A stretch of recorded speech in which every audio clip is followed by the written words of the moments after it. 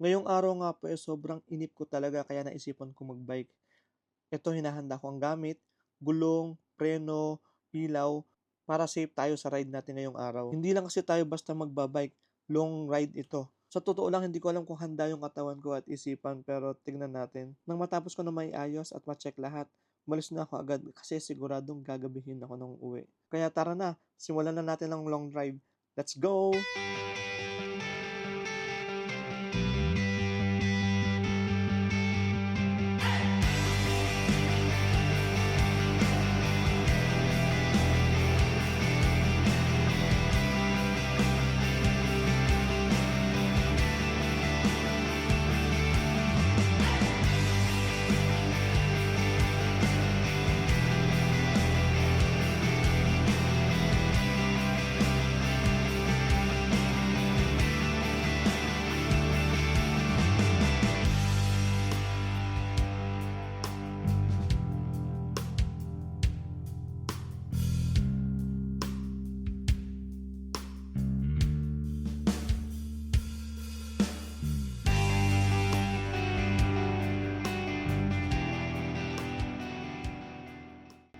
Alam nyo, sobrang nakakainip mag-bike mag-isa. Kaya kapag ganito nakakakita ako ng nakabike, sinusundan ko talaga o sinasabayan ko para may makasama ako. Kaya lang dito, bila siyang lumiko. Kaya mag-isa na naman ako nagbabike ngayon. Alright, okay, I'm back. And today, magbabike ulit tayo ngayon. And syempre mag-isa ako ngayon na wala akong kasama. Medyo malayo pupuntahan natin ngayon. Ito tayo ng... Mamaya papataksi na saan ako pupunta. Magugulat na lang kayo. Confusion. Medyo from our house, 27 kilometers. So balikan 45 na 50, 52 54 kilometers balikan. So quite long. Medyo mahaba. Pero kaya nito. Alright. Perseverance lang. Kaya natin ito guys. Alright. Medyo mainit lang yung panahon. No? Sana mamaya medyo mag-ulap para medyo lumamig. Pero feeling ko sa mga banda doon mainit. Malamig na kasi dito mainit kasi maraming construction sa kalsada. Anyway, let's go. Yeah, with our bike. Alright. Guys, medyo medyo mainit dito sa dinadaanan ko kasi ang daming construction. Wala, ayos lang.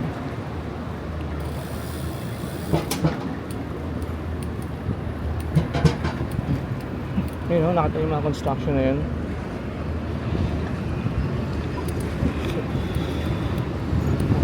Sana lumamig.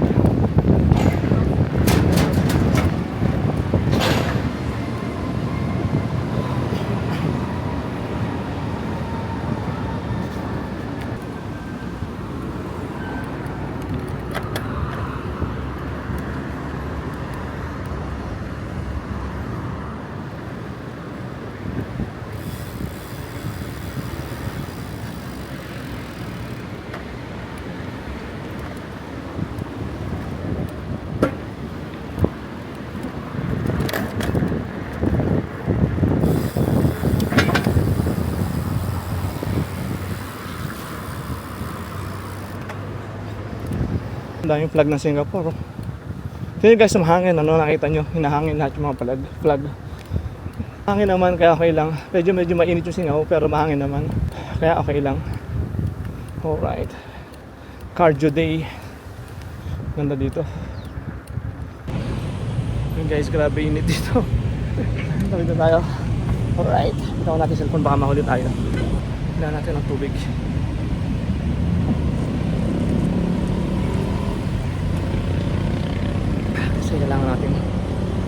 Kailangan natin mag-hydrate. Alright, let's go. Isipin nyo na lang guys, kahit si uncle na medyo mabagal mag-bike, sinundan ko talaga para mawala yung inip ko. Nagtataka nga siya siguro bakit hindi ako umu-overtake. Kasi palingon-lingon siya sa akin, tinitignan niya kung u-overtake ako sa kanya. Dahil dito, naligaw tuloy ako. Pati ako nadaan dito sa damuhan. Tingnan nyo guys kung saan ako dumaan. Kasi sinusundan ko talaga siya literal. O di ba, nagkamali kami. Ayan, andito tayo ngayon sa Serangoon Road.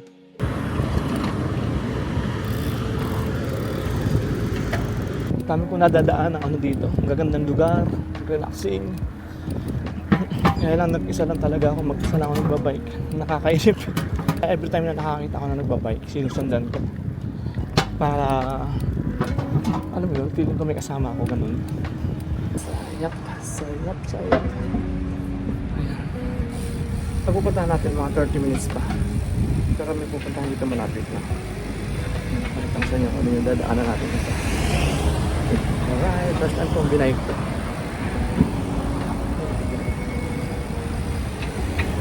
Nice place. No. Dito tayo sa North Bridge Road. Ano daw? North Bridge Road, Beach Road. Grabe dito guys. Kainit lang. Sana umulan. Balik na tayo. Saan siguro? Balik na tayo guys. Ganda rito. Ganda nyo.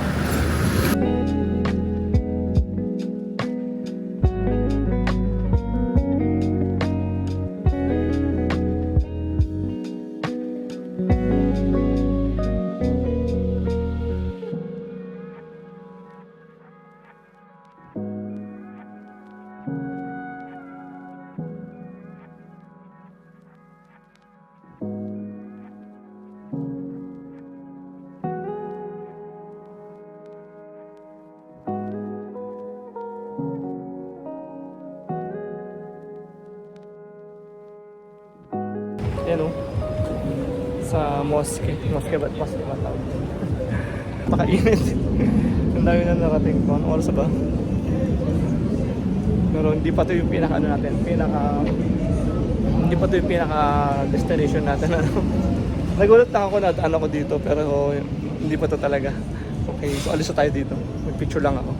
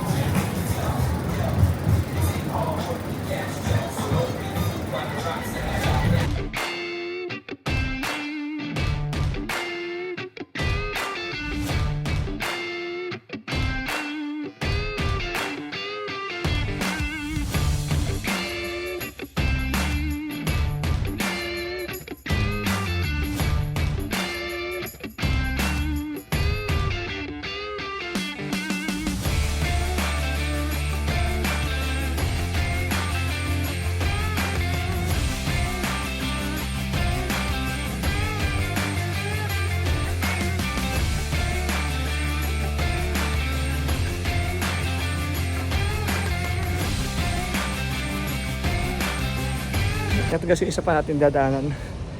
Yan, Marina Bay. Ayan, bike natin. Init, grabe. So, papasa muna tayo doon, magpapalamig tayo. Inom tayo ng R&B. Alright. Marina Bay Sand. Let's go! Ay, nice view.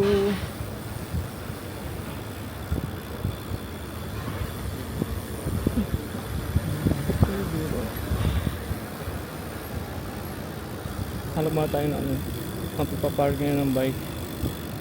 At bibili tayo ng ano sa loob ng bibili tayo ng R&B.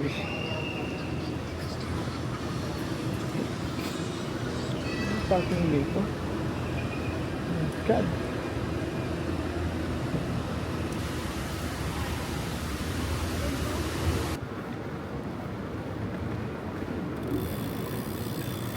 Bibili tayo ng R&B.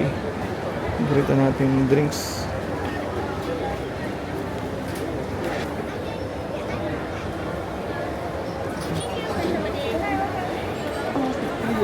Once in a while, kailangan natin ng pahinga. Kailangan natin ng break sa buhay. Oo, dapat tuloy-tuloy tayo. Pero huwag tayo masyadong focus sa goal. Kasi minsan pag focus na focus tayo, hindi natin napapansin yung mga caution sa paligid. Hindi natin napapansin yung mga panganib. Kasi nakafocus tayo, nakatuon yung pansin natin doon sa goal natin. Dapat lahat ng hakbang, lahat ng galaw nakabase sa goal na kung anong gusto mo. Kaya dapat simula pa lang inaalam mo na kung ano ba talaga gusto mong mangyari. Kasi yung goal nasa dulo, wala sa gitna. Ano yung nasa gitna? Ang nasa gitna ay puro laban sa buhay. Dapat lagi tayong handa, dapat lagi tayong prepare. Magagawa natin 'to kapag nagre-relax tayo. Nakakapag-isip tayo ng tama, 'wag puro atake kasi baka magkamali tayo.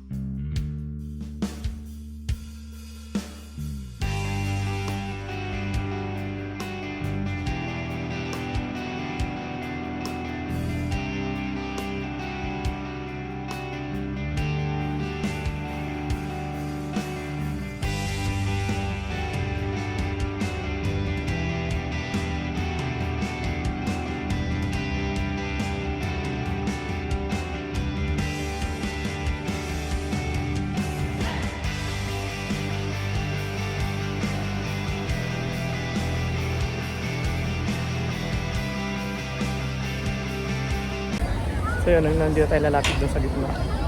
Gusto ko lang mag-video ng may bike. Alright. Kasi first time ko nag-bike dito. Anyway, pupunta na tayo sa talagang pupuntahan natin.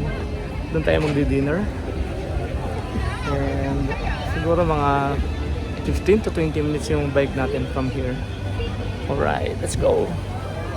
More Lion. And MBS. Alright. So yun guys, nandito na tayo sa Vivo City. So ngayon alam niyo ako saan pupunta. Pupunta tayo ngayon sa Sentosa. Kasi sinacharge ko na ngayon yung camera. Sa haba na biyahe na looban. Alright, let's go! Sentosa! Here I come! On a real trip!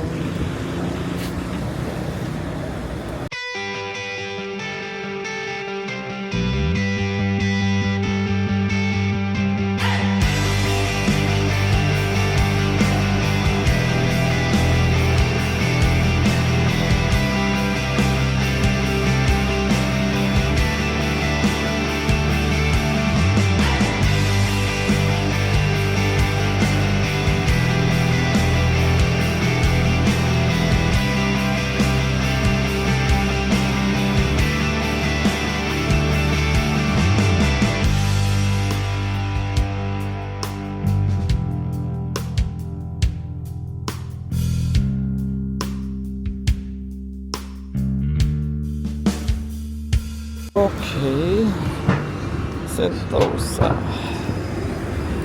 Sentosa. Alright, let's go to the beach. Let's go to the beach. Wow.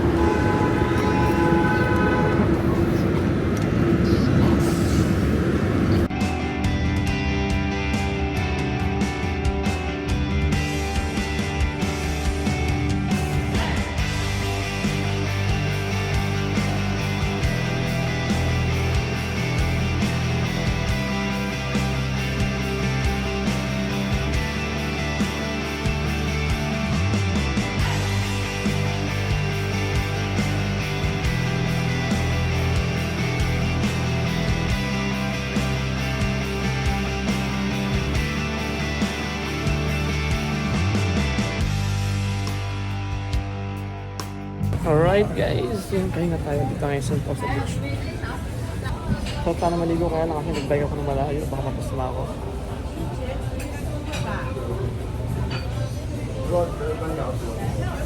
Charge muna tayo ng gamit na para. Okay, so mamaya naman pa-uwi, diretso naman tayo.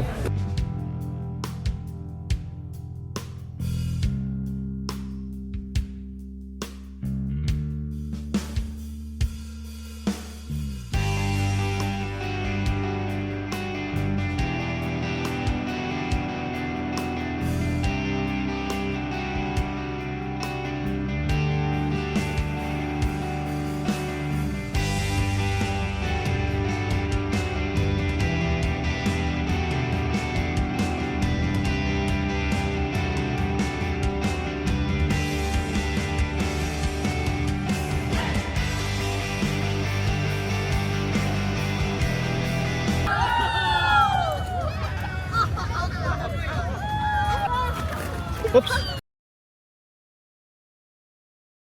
What happened, Dave?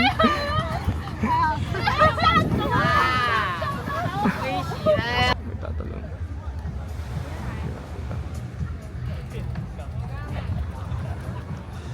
Hindi natin kung gano'n mataas.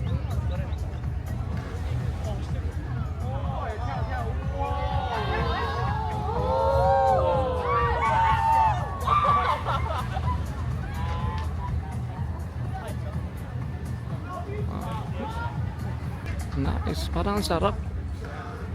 Takto yun, parang ang sarap oh. Parang ang sarap ng ginawa niya. Lintik ang taas. Mataas yun. Ayan guys. Ayan, medyo okay na ako. Ano. Nakapagpahinga na ako dito ng konti. Palit na rin ako ng damit. Kasi wala naman ang araw. So, kasi mahaba-haba yung biyahe natin ngayon. Okay. Hahanap muna tayo ng kakainan natin. Magdi-dinner muna tayo. Hindi ko alam kung anong gusto kong kainin. Pero parang gusto ko muna kumain. Alright. Kain muna tayo ng mga ano pwede natin kainin. Kahit mga noodles. Ganyan. Or rice. Hindi ko alam kung anong gusto kong kainin. Pero dapat hindi mabigat. Kasi mahaba-haba yung biyahe natin. Siguro mga 2 hours straight. Ano yan, relax mode lang tayo nun, or 2.5 hours, ganun. So 7 o'clock, 8 na. Siguro mga 10 or 11 makakauwi tayo. Ayun. Yung mga 10 or 11 makakauwi tayo ng bahay. Anyway, so sulit yung day off. Ayun. Diba? Ganda ng view. So yun guys, so relax tayo ngayon. Malapit na konti na lang alis tayo dito. And nahanap tayo ng kainan. Okay. And yun, parang gusto ko laging bumalik-balik dito, mag-bike dito lagi. Parang sarap mag-bike dito, parang from sobrang layo lang kasi sa init. Siguro next time sa Champuan ko umaga, pero masarap talagang mag sunset sa beach. Tapos hintay mo lumubog yung araw. Tapos yung mga sounds ng waves, di ba, alam mo yun, dinig nyo ba yun? Yung same sounds ng waves, yun, parang nakaka-relax. So anyway, bukas duty na naman tayo, and then sana magawa natin to during to, pero hindi laging ganitong kalayo, kasi sobrang layo ito, nakakawasak ng paa. Siguro pag sanay na yung binti natin, gagawin natin ito lagi. Kaya lang sana may nakakasama tayo ng gabay para mas hindi nakakainit, alright? So parang hindi nakakainit and mas chill yung ride, alright? So ngayon, konti minsan lang alis na ako dito, hanap na ako ng kakainan.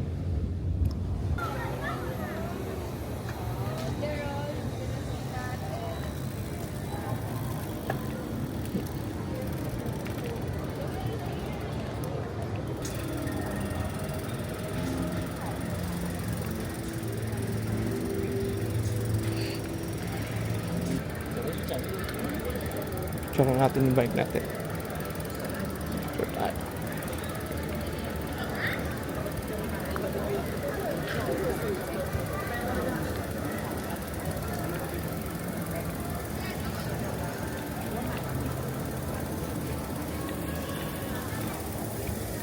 Oops. Ang problema, kakahanap ko ng pagkain, wala akong makitang kakainan na maayos. So nauwi ako dito sa Jollibee. Alas 8 na ng gabi, andito pa rin ako sa Vivo City. Alam nyo guys, 3 oras pa ako magbabike pa uwi na. Full Orton Hotel in Dubai. Alright, let's go. Pauwi na ako, nandito ulit sa tapat ng MBS. 1 oras or 2 oras. Baka mga alas 12 na tayo makauwi ngayon. Mag-alas 10 na yan, so 11, so 12. Baka bago mag-12 makauwi tayo. Alright, so uwi tayo para hindi tayo masyadong malate na uwi. Alright.